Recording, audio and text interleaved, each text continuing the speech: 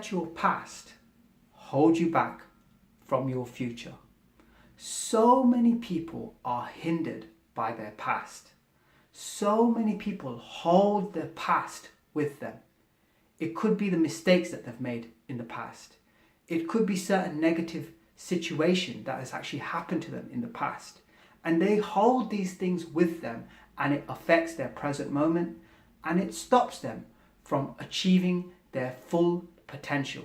It stops them from achieving their dreams and their goals and all of these sorts of things. As a coach, I work with entrepreneurs and leaders and individuals to help them overcome their mental blocks and barriers, and to let go of certain things that are holding them back from attaining and achieving their true potential.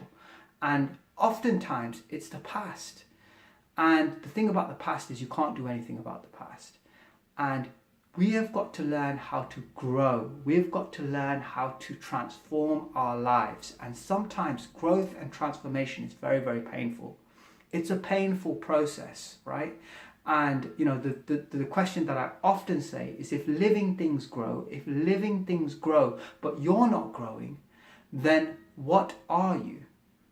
Dead. The answer is dead, right? You have to have growth, you have to have transformation, and you have to have change. And that process is painful.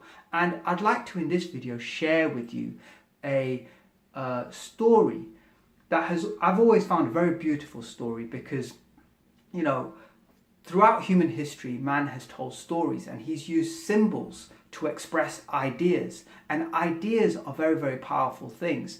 You know, even ancient ideas, ancient wisdom is relevant today. You know, certain principles and certain ideas are timeless. And in this video here, I want to give you the idea and the symbolism of the lotus flower.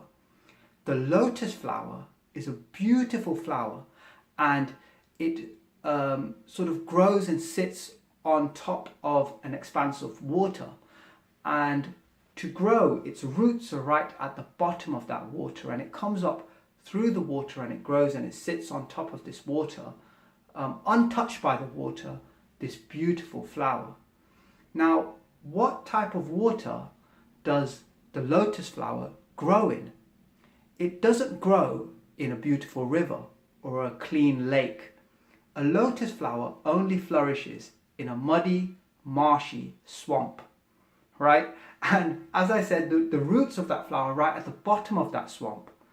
And to grow, to come up and to become the lotus flower, what that plant has to do, what that flower has to do, is come up through the mud, through that dirt, through the grime of that swamp, and sit on top of that swamp, untouched by the swamp. You know, you could be walking past a swamp and think, oh, here's a muddy, marshy swamp.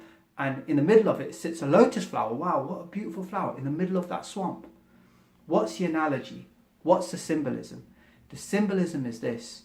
Maybe your past is a bit like that swamp. Maybe the mistakes that you've made in your life is a bit like that swamp. Maybe things that have gone wrong, your family, your circumstances, negativity is a bit like that swamp. But guess what? You are the lotus flower.